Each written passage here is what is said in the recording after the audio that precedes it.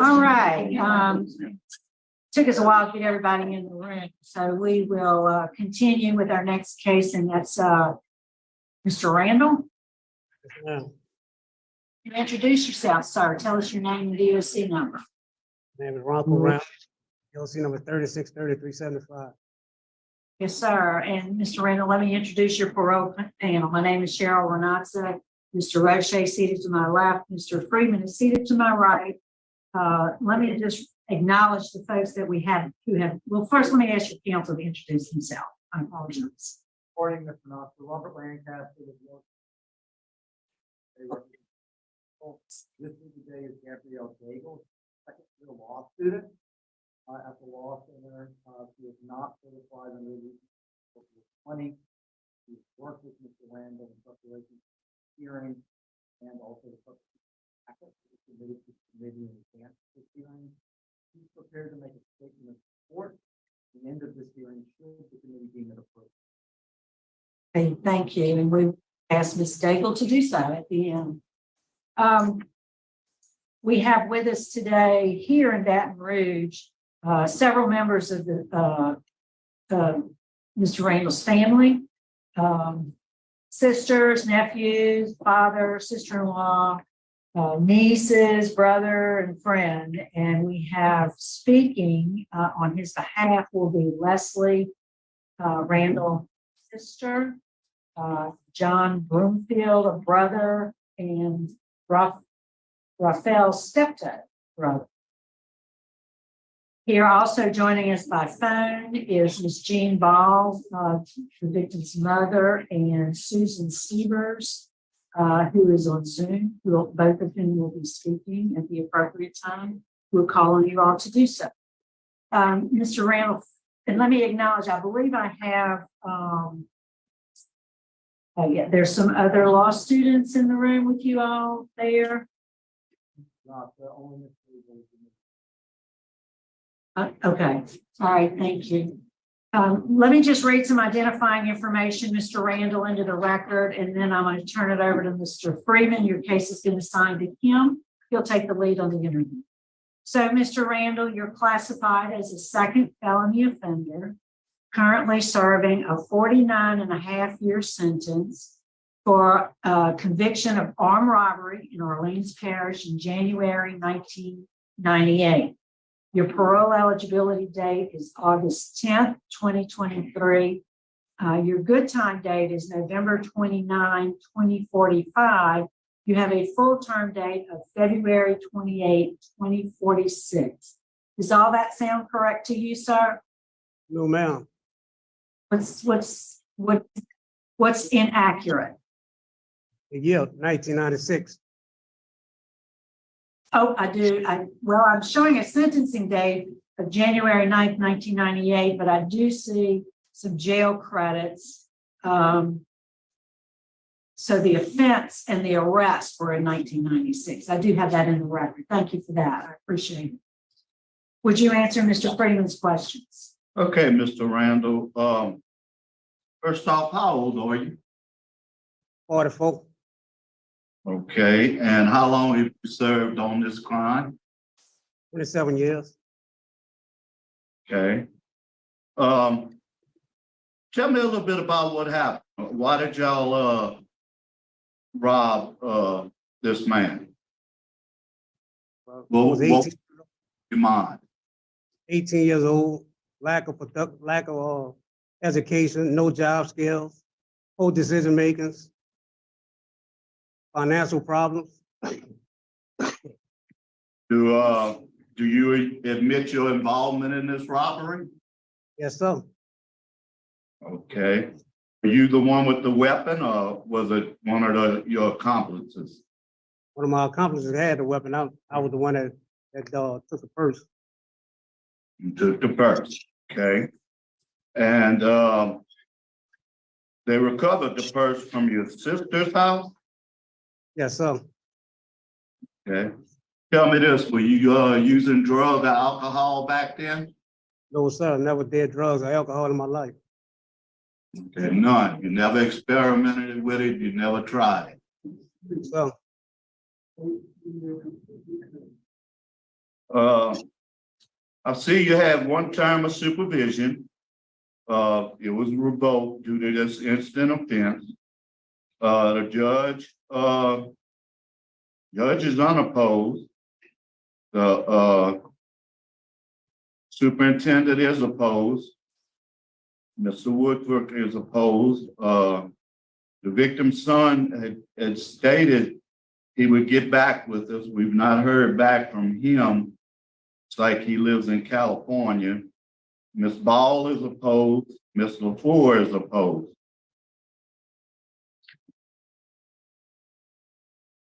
You have a criminal record, but it's all pretty much thefts. And then you graduated to this crime, which was much more serious.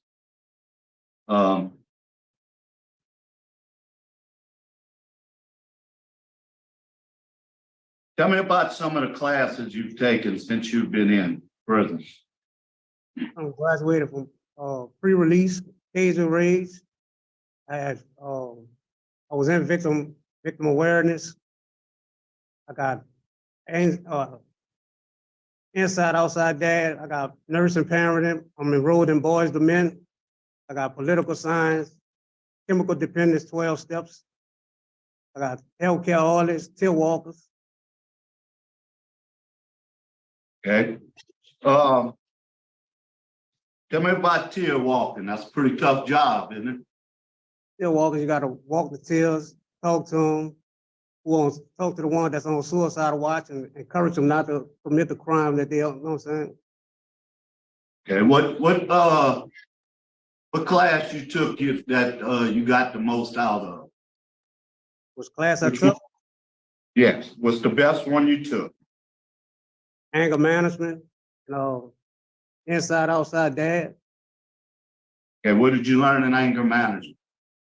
how to control your rage, how to turn negative into positive.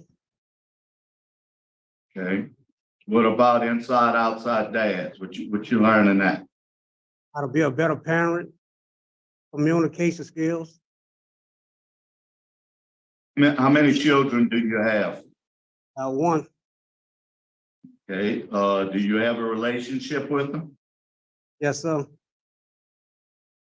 Okay, that's a good thing.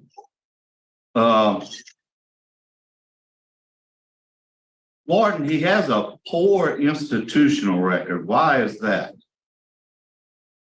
Well, he had some trouble in the beginning, Mr. Freeman. As you can see, 54 write-ups altogether. You know, he was. Yes, looking at that. Sorry.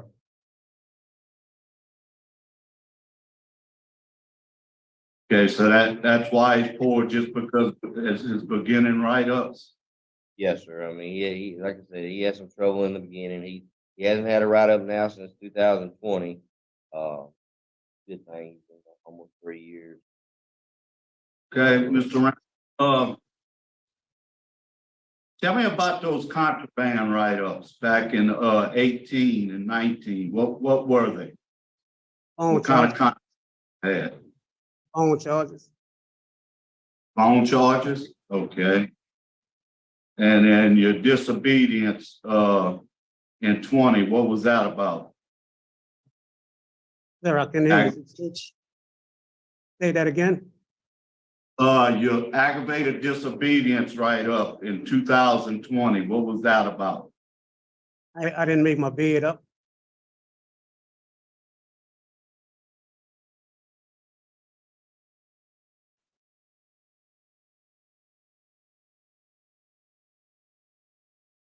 All right, tell me something, your medium custody, your risk is low. Like I say, you have a poor institutional record, which is explained to us by the warden. Why should I let you go today? Tell me what's changed about Mr. Randall that I should consider letting you go today? Person that's sitting before you today is not the same person that I was 27 years ago. I'm making better decisions.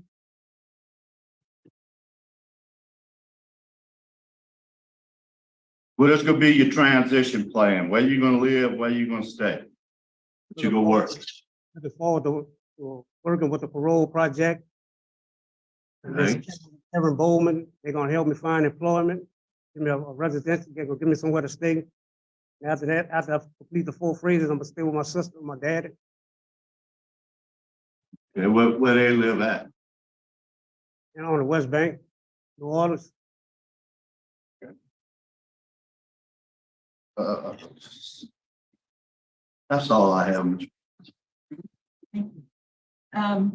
What kind of job skills do you have, Mr. Randall? Got healthcare, working with patients, cook. Yeah, I do see cook, dry cook. Just graduated from, All right, Warden, what can you add about Mr. Randall? Well, Mr. Reynolds, he's, obviously he had some trouble in the beginning, with his conduct, which is the case for many, but the last couple of years, he's done better. He did have a problem, had some phone chargers, disappointing to me, but he seems to be trying to do a little better. He mentioned when Mr. Freeman was interviewing him, one of the reasons for his crime was lack of education. He is currently enrolled in our literacy program, and I talked to him about that the other day during our interview. And so I would like to see him complete that. I would like to see him get a GED because I think that would greatly help him succeed. He's on the backlog for victim impact. He was put out the first time. He missed too many classes. We talked about that. I think that's very important that he complete that. And he is also backlogged for thinking for a change. I'd like to see him complete that as well to help him. I think he's on the right track, but I think he needs some work. I will say he is a member of our Strive program. Happy about. He's recently become a member of that due to his improved conduct and participation in classes. And he's also enrolled in our Boys to Men program. This second class, so I'm happy about that. Again, that's a volunteer program, no good time, improve his self-esteem, his life skills. Happy about that. I think he has a little work left. All right, well, thank you, Warden. I don't see any other questions, so we'll hear from the folks who've indicated they'd like to speak. I'm sorry, Mr. Freeman, did you have any questions?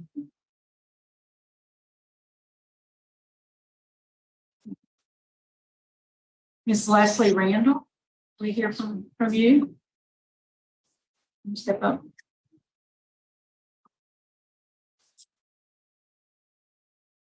Go ahead, just introduce yourself. Tell us what you'd like us to know. I'm the sister that he'll be from design review. At 1417 Excellent Street Academy. I've been here throughout his incarceration. I've seen him transitioning from boy to a man. And I just need I just wish he'd come home and I hope he out there. Right, thank you. We appreciate your remarks. Mr. Broomfield?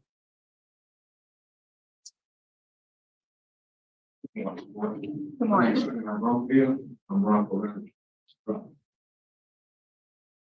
And speak on the brother's behalf.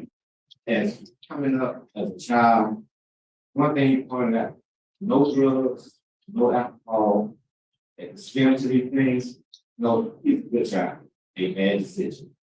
And this was the end result of it. And I'm asking that you guys, take that into consideration to whether he is a good child. A lot of times, I look at it in my transition to this, not just speaking on me, but just showing how things lead up into children's end result. Strongholds in the lives, to where it's been to the point where we can look at sin and call sin, but stronghold is something that you're not aware of, that's embedded in you, and then like the anger management, the anger problem. See that, and now that he's identified it, that was a problem, and I was glad to hear that he's aware that he's aware of that. It makes a difference when you're aware of something that's going on that hadn't been that you hadn't been made aware of. So I'm thankful that he's aware of it, because all of us, when we come up and fight, we fight a lot, And the thing is, what we didn't really look at it, we looked at it was wrong, this is the game yourself. And thought that was the way it was, that it was stronghold from the thing that we were exposed to. And now that he's around, that's not the way. I haven't gone the same way as you.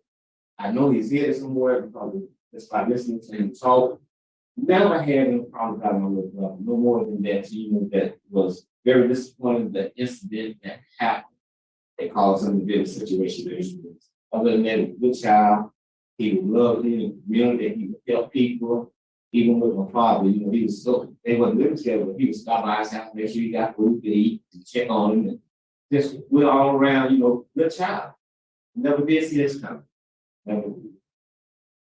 I would pray that you guys would take all that into consideration, that, to a second chance is much needed in his life as well. I know for a fact that, to each one of us, it's been a struggle. But we arrived to where we working individually, and to where we'll be a good example before that we can get out, start their life, and especially being a good parent, getting his daughter's life, and to where they can get that bond together, grow together, love one another, and show the world that he is a good person. All right, thank you, sir. Appreciate your remarks. And we have Mr. Steptoe. I'm on Raphael Steptoe. I'm on Ranco's younger brother. My job for whenever y'all want to bring this to road, helping get his sweet card, his ocean card. I've been working in the refinery for 15 years. I helped him get a job, work with me in the refineries, show him how to work and catch a trade. For the welding, pipe fitting, all of it. Good.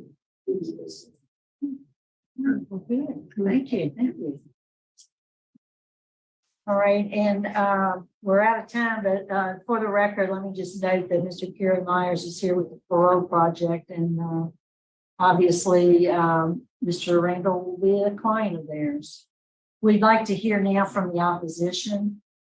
And first, we'll hear from Ms. Jean Ball, victim's mother. Ma'am, we'd like to hear your statement. Yes, ma'am, go ahead. I don't think Mr. Randall understands what kind of trauma that he subjected my family to. My daughter very closely lost the baby. Thank God she was able to maintain, and a beautiful little boy was born. But through the years, my daughter has had a lot of problems dealing with this. Eventually, it's disturbed her to the point where being a very calm young lady, she has panic attacks, she breaks out, which is the thought of Mr. Randall being I don't believe that this man has any idea of the trauma that he has caused to the entire family, not just the daughter. According to his records, I don't believe that he has any kind of rehabilitation. And I don't feel personally that he should be allowed out. That's basically what I have to say.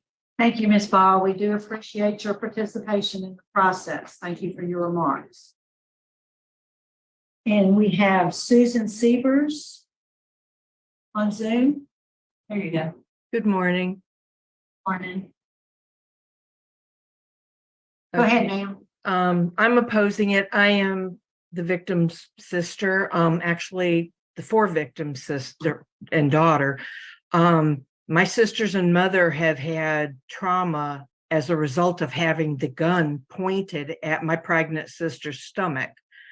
Had my older sister not knocked it out of that man's hand, I might not have my sister or my mother's any of them, because the young man that was with them was so busy telling them to shoot them and using derogatory comments. I don't see anything in any of the paperwork from the court and from the prison that this person has changed. I mean, he has a healthy bad record. And my sisters and my mother, I've watched them. They cannot get out of a parked car with a lot of people around, or they're very unsettled. Okay. And to watch them do this, and this is going on 30 years, this is ridiculous.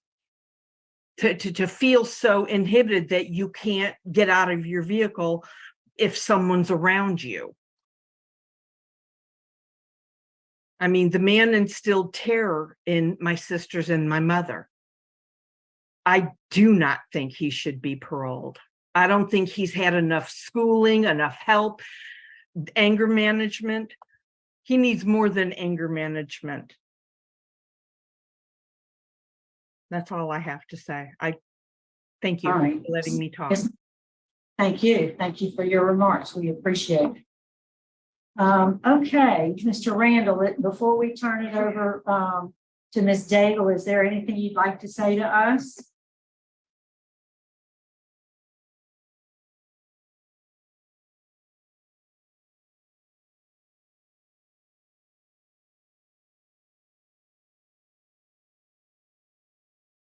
Y'all are on mute. We can't hear him.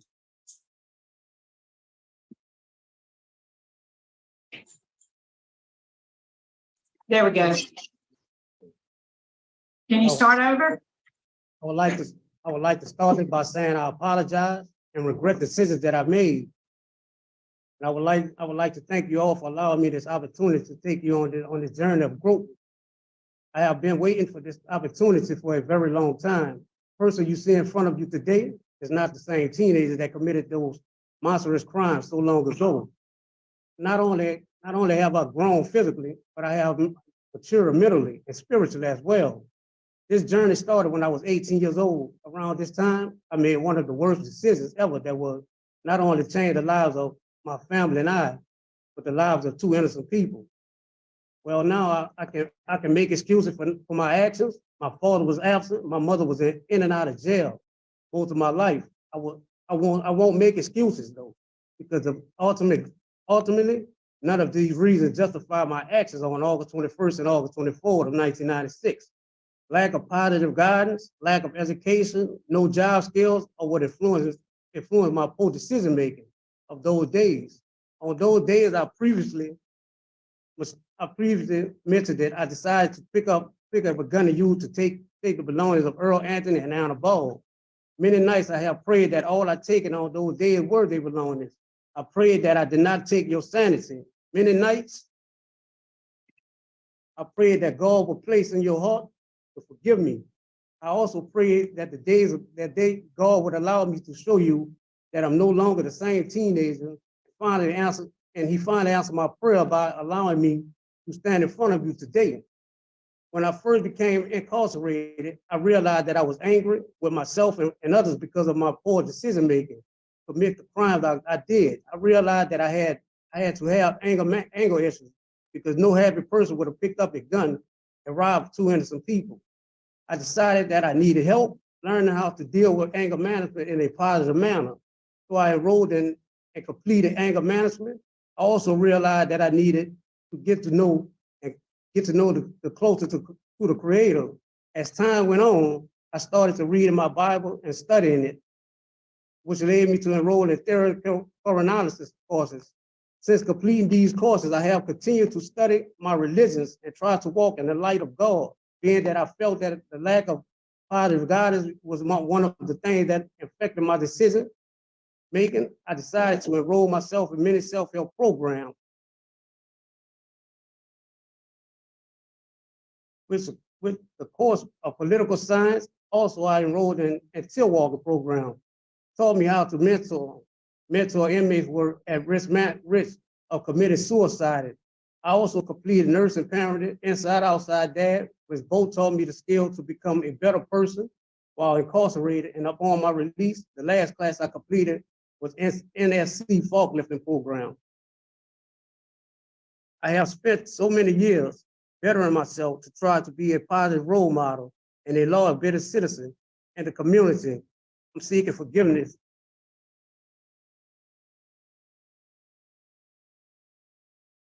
All right, thank you, sir. Daigle? Could we move the microphone a little closer to it? It's broken up a little bit. There we go. Thank you, Parole Committee, for giving Mr. Randall this opportunity today. There are a couple of points I want to highlight in consideration of his parole. First, Mr. Randall will not be a threat to the public safety. Last write-up was 3 years ago, so he's been compliant with institutional rules. He also has a low Tiger score, and additionally, he's held several jobs that demonstrate his trustworthiness, responsibility, and empathetic character as being a tier walker, a healthcare orderly, as well as a cook in the kitchen. My second reason is Mr. Randall has taken the necessary steps to rehabilitate himself in developing and maintaining life skills that he uses today and will continue to use if granted parole. He's taken several classes at the Bible College and passed with high grades. He's taking anger management, 100 hours of pre-release, nurturing parent, 12-step chemical dependency program, Boys to Men, and then he recently just got his forklift certification, which is something he's really proud of. Third, Mr. Randall has taken full responsibility for his actions. He recognized his wrongdoings and the circumstances and the environment that kind of helped contribute to him partaking in criminal behavior, and he's developed skills that he will never choose criminal behavior ever again. Lastly, Mr. Randall has a strong reentry program. He will be a client of the Parole Project and will complete the 4 phases that the Parole Project has to offer. And they're also going to help him find a job. He would specifically like to work in the hospice area, and I know legislation was just passed that will allow formerly incarcerated individuals to work in home care, healthcare. And so Mr. Randall is looking for an opportunity in that area as he really enjoys his work as a healthcare orderly. He also has a job opportunity with Miss Karen Slomba, either working in construction labor or with the SPCA, and Mr. Randall has some experience with training dogs and stuff. And he would also live with his sister, Miss Leslie Randall, and his father, which would be nice to really develop their relationship again and connect with everyone. The past 27 years have been a period of reflection and rehabilitation for Mr. Randall. He's capitalized on many of the self-improvement, faith-based, vocational, and educational programs offered by the Department of Corrections. He's persevered through his incarceration to ensure that he will be a positive member in society. He's no longer an immature, reckless 18-year-old. He is a responsible, considerate, compassionate, and charitable 44-year-old who's ready and determined to excel in life. We also ask that in considering granting him parole that Mr. Randall complete victim impact and thinking for a change, as his parole release date is not until August of this year. And so for these reasons and any other the committee may seem deemable, we ask that you grant Mr. Ranco Randall parole. All right, thank you, ma'am. All right, panel prepared. For an executive session. We have a motion for executive session. We have a motion and second for executive session to discuss confidential matters. I do agree, so it's unanimous. So stand by. We'll be back shortly.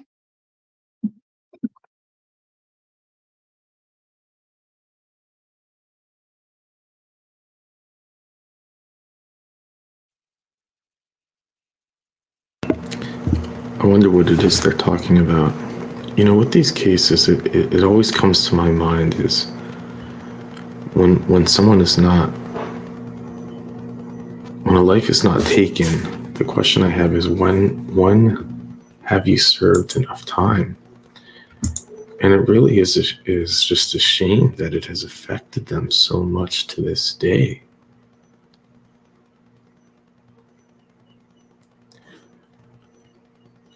And I can really only imagine. I have never been in their situation. I have had I have had scary situations. I have been beaten up to the point where I woke up in a hospital, but everyone acts with things Okay, differently. we're back in regular session and Mr. Freeman will be voting first. Okay, first off, I thank everybody that showed up today, both his family and the victim family. I can see where this offense has really affected the victims. And hopefully one day there'll be closure. But Mr. Randall has served 27 years in jail. Mr. Randall's done pretty well in jail. I appreciate his tear walking. And some of the other things that he's done for his prison community.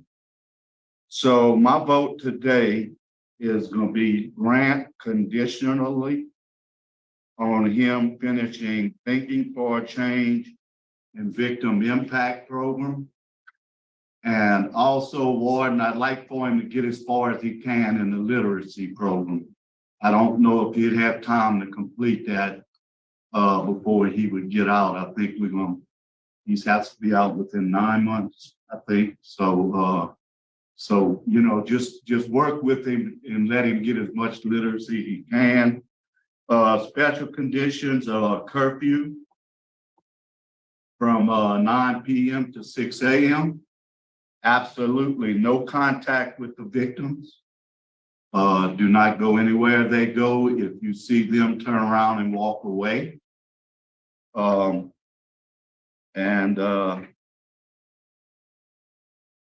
That's it. So that's my vote.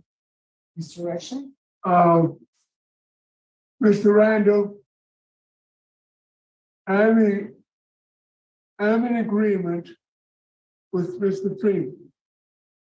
I agree based upon the programs that you've completed and the programs that you will complete before release. Warden Myers had positive comments. The disciplinary conduct has improved. So my vote is very conditionally, the same reasons, same conditions before and after as Mr. Freeman. All right, Mr. Randall, and I do agree with you have a good transition plan with the parole project.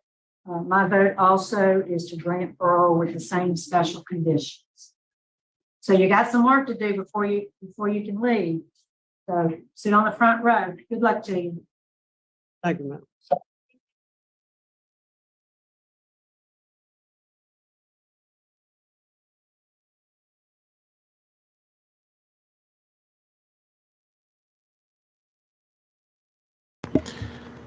I mean, I can only agree with the verdict. The point is, he served 27 years. He didn't take a life. And you can't just keep someone locked up forever because they traumatize someone. And we have seen there are many, you can't put yourself in the shoes of the victim. What is clear, what we can't argue, is that it has affected her entire life and still does to this day. And that's just awful. But there is a certain point when someone has been punished long enough, and you can make the argument that he's not going to come back, that he's not a threat to society. He served 27 years. We have seen people who have killed people and gone out sooner. So I was saying before that I have different stories in my life, and everyone handles trauma differently. So it's neither here nor there. But I did wake up in a hospital once in New York City. I was beaten up. I literally, my parents were called into the hospital. They thought I was dead. It was so bad they thought I was hit by a car.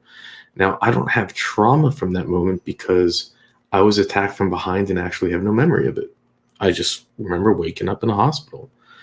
So, if I had the fear of losing my life, it could be very different. I have been attacked in the city at a separate incident, and I was really lucky. There happened to be an unmarked cop car there, so the moment it started, the cop car opened up, and those guys attacking me thought it was like I was an undercover. It was like an instant karma moment. It was pretty cool. That could have been scary if the cop car was not there. It was like 4 a.m. I was alone. 2 larger males approached me, and it was about to get bad for me. And it was literally at that moment, this unmarked van just opened up and out came the police with their guns drawn and everything.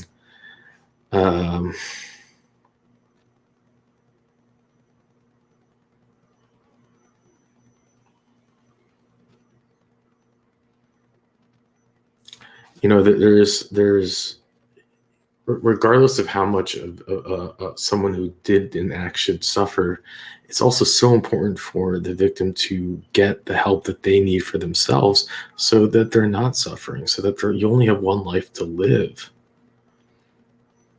And we don't know in this case. It could be she's been going to therapy 3 times a week till now, and everyone operates differently. But again, in this case, you gotta let him out.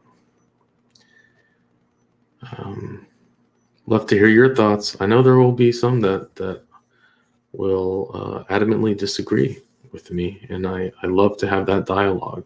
It's most important that we don't have an echo chamber here at Mandu. I love when we have conflicting opinions and views, and I encourage everyone to share those. With that, I'll let you go.